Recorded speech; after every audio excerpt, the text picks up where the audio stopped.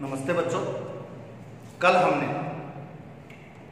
कृपाराम के बारे में थोड़ा पढ़ा था।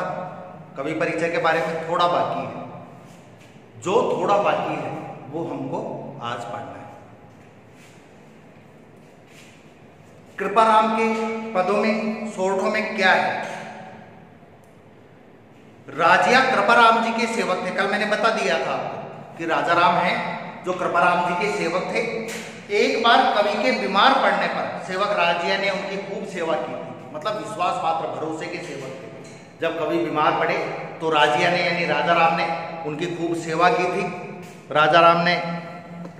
राजिया ने कृपाराम की खूब सेवा की थी, तो उसकी सेवा से कृपाराम प्रसन्न हो गए थे।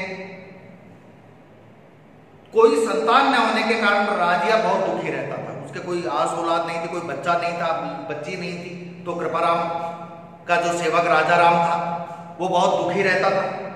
राजिया के इसी दुख को दूर करने के लिए, उसे अमर करने के लिए, अमर जो कभी मरे नहीं, व्यक्ति का शरीर नष्ट हो जाता है लेकिन उसके कर्म अच्छे होते हैं तो वो मरकर भी अमर हो जाता है, उसका नाम चलता रहता है। आज गांधी जी, नेहरू, सरदार पटेल, राम, कृष्ण, ये सब मर गए लेकिन इनका नाम चल रहा है, ये मरकर भी अमर है जो न मरे। तो उसे अमर करने हेतु कवि ने उसे संबोधित करते हुए नीति संबंधी सोरठों की रचना की। नीति का मतलब है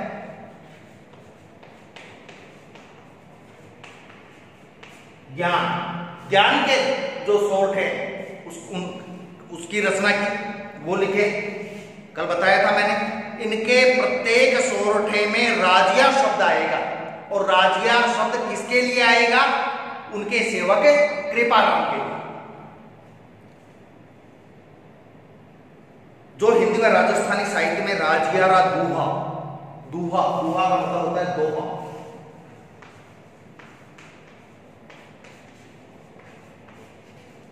दूहा का मतलब दोहा।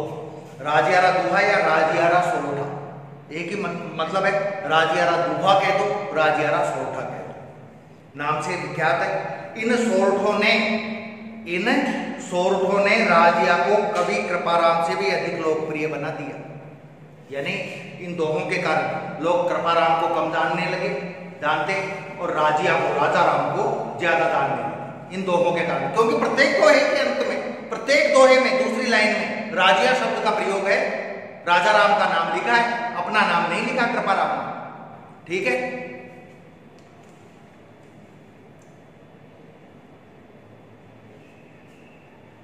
इन सोरठों ने सेवक राजिया को कवि कृपाराम से भी अधिक लोकप्रिय बना दिया। प्रस्तुत पाठ में नीति व आदर्श लोक मर्यादा की सीख देने वाले सोरठों का समावेश किया है।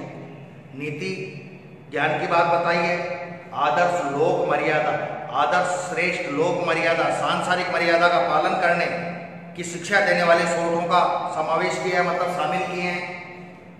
पहला जो आपके सोरठा है, कोयल व काग की तुलना करके, कोयल और कौवे की तुलना करके कवि मीठी वाणी की महत्ता बताता है कि मीठी वाणी का बड़ा महत्व होता है। जो मीठा बोलता है लोग उसको पसंद करते हैं, जैसे कोयल को लोग पसंद करते हैं और कौवे को पसंद नहीं करते, केवल इसलिए कि उसकी कोयल की वाणी मधुर होती है, मीठी होती है, कौवा कड़वा बोलता है।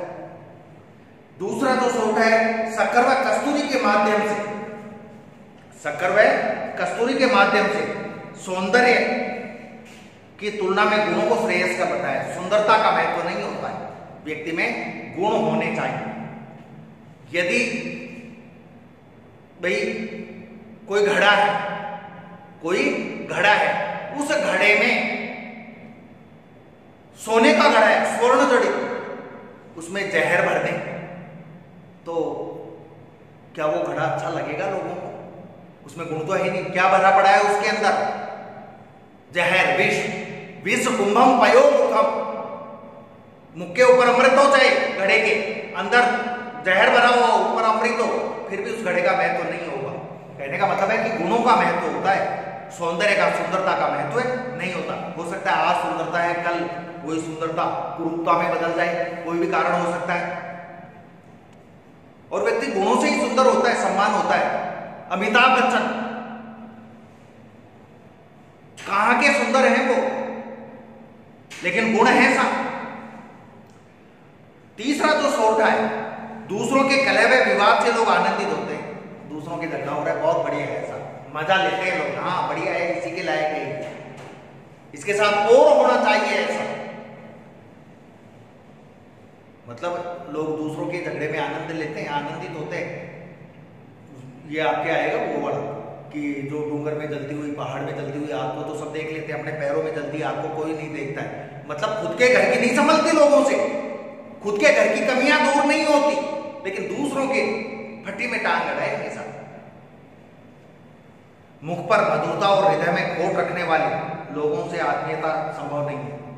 जिनकी कथनी और करनी में अंतर है, जो कहते कुछ और हैं करते कुछ और हैं, ऐसे लोगों से कभी भी मित्रता नहीं रखनी चाहिए। बोलने में तो मीठे, ये कहावत है हिंदी, मुंह में राम है बगल में छुरी, यानी धोखेबाज, मुंह में राम बगल में छुरी, धोखेबाज। तो ऐसे जो लोग हैं जो चेहरे से तो जिनकी मिठास होती है, मधुरता होती है, और मन में खोट रखते हैं, पाप रखते हैं, ऐसे लोगों से आत्मीयता संभव नहीं है, मित्रता नहीं करनी चाहिए। अगला है मैत्री निर्वाह हेतु समर्पण में सरलता जरूरी है। यदि हमने किसी को मित्र बनाया है, यदि कोई हमारा मित्र है, तो उसके प्रति समर्पण होना चाहिए, मित्र के प्रति, और सरलता जरूरी है। मित्र के साथ कभी भी धोखा नहीं दे, मित्र को कभी भी धोखा नहीं देना चाहिए। जैसे हम हैं वैसे ही मित्र के सामने बात रखनी चाहिए। छल कपट धोखा ये नहीं मित्र के साथ करना चाहिए, और सरल स्वभाव होना चाहिए मित्र के प्रति, यदि मित्रता लंबी चलानी है तो। इस मित्रता के लिए फिर इन्होंने उदाहरण किसका दिया है, जो मित्रता का धर्म निभाने में एक कदम भी पीछे नहीं आया।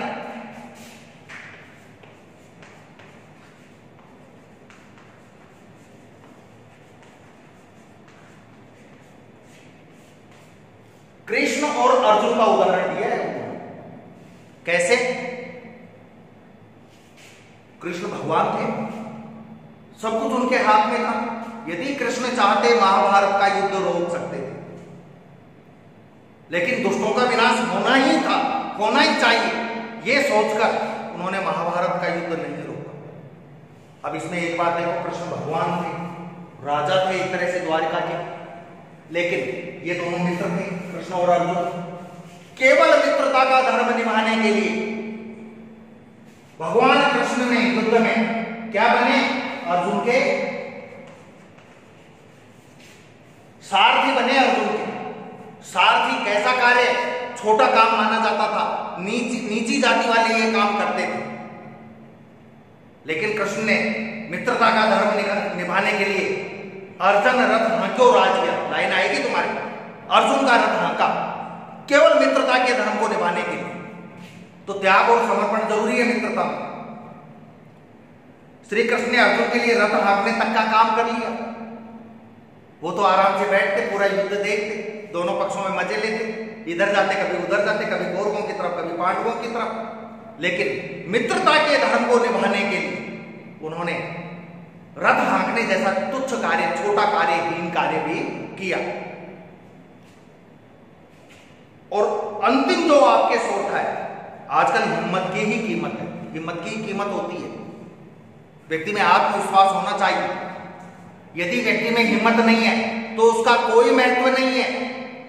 हिम्मत रहित व्यक्ति को समाज घृणित नजर से देखता है, तो हिम्मत व्यक्ति में होनी चाहिए, धैर्य होना चाहिए व्यक्ति में, डर या भय नहीं होना चाहिए।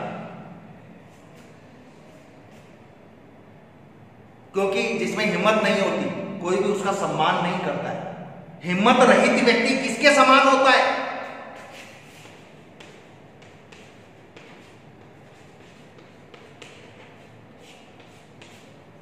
रद्दी कागज के समान होता है।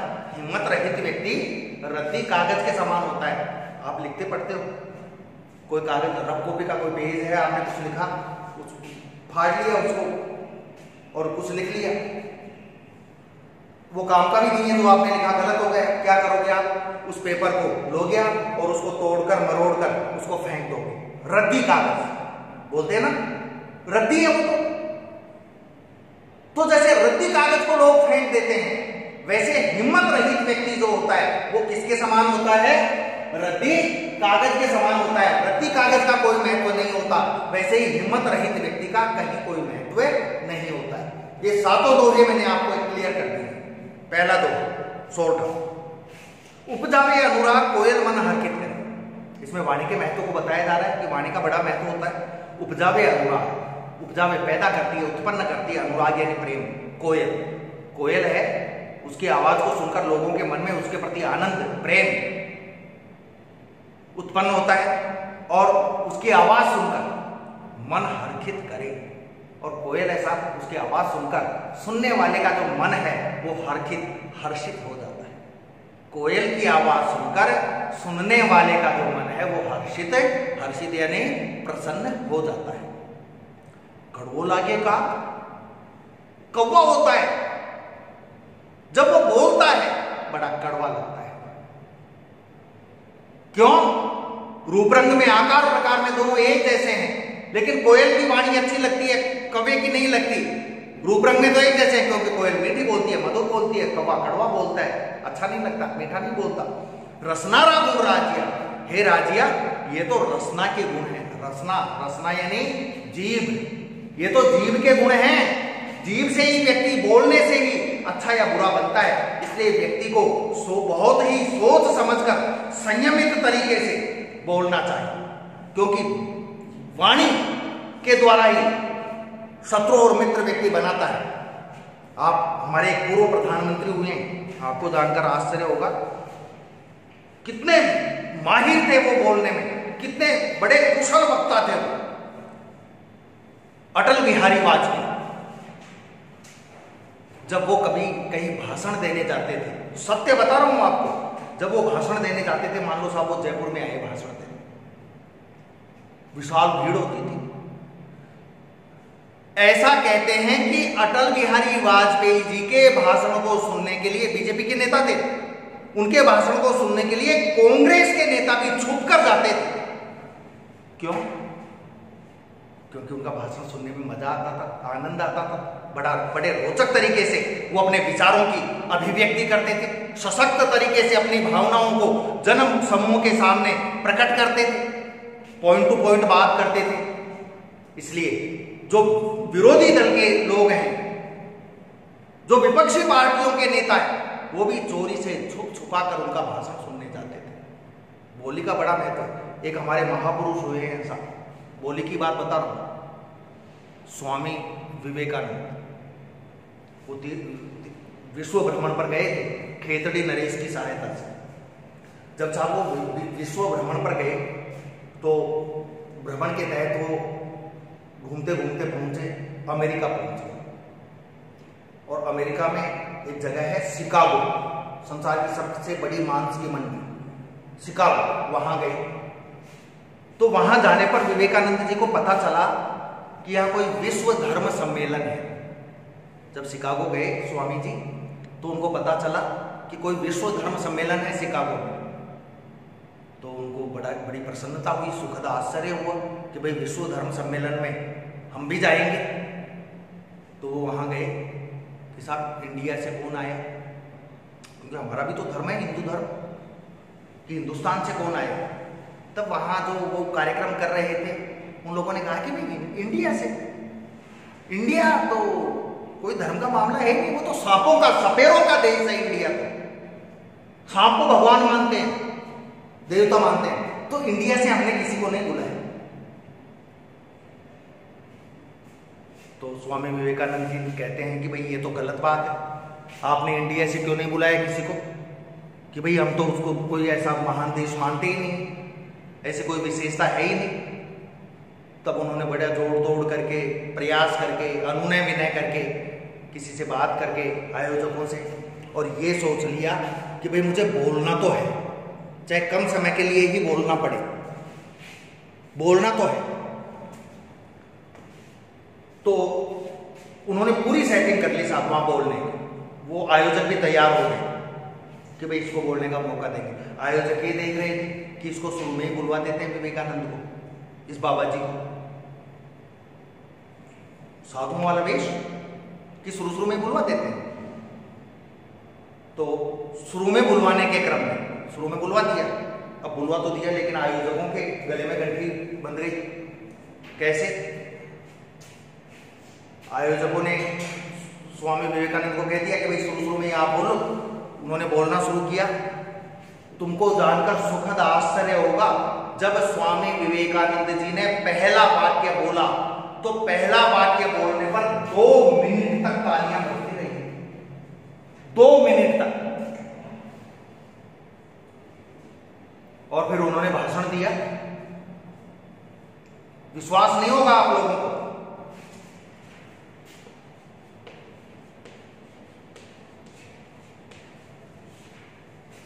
लगातार 72 घंटे भाषण दिया था उन्होंने। खड़े खड़े मंच पर पानी पिया होगा, खाना वगैरह नहीं खाया। लोग अपनी जगह से, जो अमेरिकन लोग थे, जो और लोग आए थे, वो अपनी जगह से हिले नहीं थे। ये वाणी के ऊपर प्रभाव है, अपना महत्व है, ये होना चाहिए। जो लोग उनसे बुलवाने को तैयार नहीं थे, उन्होंने इतना लंबा उनसे बुलवाया।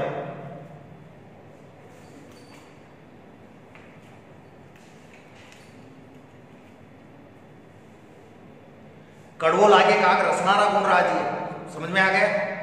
काली घनी कुरूप कस्तूरी कांटा तुले। इसमें रूप रंग के सौंदर्य के बारे में बताया जाए। रूप रंग का कहीं कोई महत्व नहीं होता है, सुंदरता का कोई महत्व नहीं होता है। यदि महत्व होता है तो गुणों का होता है, गुण होने चाहिए। काली घनी कुरूप, काली यानी काली, घनी यानी बहुत ज्यादा, कुरूप यानी भद्दी, कस्तूरी, कस्तूरी पदार्थ होता है, बिल्कुल भद्दा काला कुरूप होता है। आपने तो शायद देखी भी नहीं होगी, लेकिन उसकी एक विशेषता होती है। यदि कस्तूरी का एक छोटा सा टुकड़ा गेहूं जो होता है ना, उसका चौथा हिस्सा कहीं डाल दिया जाए तो उस एरिया में 4-5-6 किलोमीटर तक चारों तरफ सुगंध फैल जाएगी, जबरदस्त सुगंध। उसकी विशेषता है, पहले मिलती थी हरिण की नाभि में मिलती थी। हरिण की जो सूंडी होती थी उसमें पाई जाती थी। लाखों हरिणों में से एक हरिण की नाभि में, जैसे 1 लाख हरिण में हों उनमें से एक की। अब तो आजकल तो वो भी नहीं पाई जाती। काले घने कुरूप कस्तूरी कांटा तुले, उस कस्तूरी को कांटे से तोला जाता है। कांटे का मतलब तराजू, बाड़ लोहे के, उससे तोला जाता है। शक्कर बड़ी शुरू, और जो शक्कर होती है वो बड़ी बहुत स्वरूप सुंदर होती है। शक्कर चीनी रोड़ा तुले राजी, वो रोड़ों से, पत्थरों से तोली जाती है। मतलब इन दोनों में देखा जाए कस्तूरी और शक्कर, कस्तूरी काली होती है, शक्कर सफेद होती है। दिखने में सुंदर कौन सी दिखती है? शक्कर दिखती है। कस्तूरी बेहद भद्दी दिखती है, लेकिन कस्तूरी कांटे से तुलती है और शक्कर पत्थरों से तोली जाती है। ये काहे के गुण है? ये आंतरिक गुण है। शक्कर बड़ी स्वरूप, रोड़ा तुले राजिया, वो रोड़ों में तोली जाती है। ठीक है बच्चों, बचा हुआ अगली क्लास में पढ़ाया जाएगा। धन्यवाद।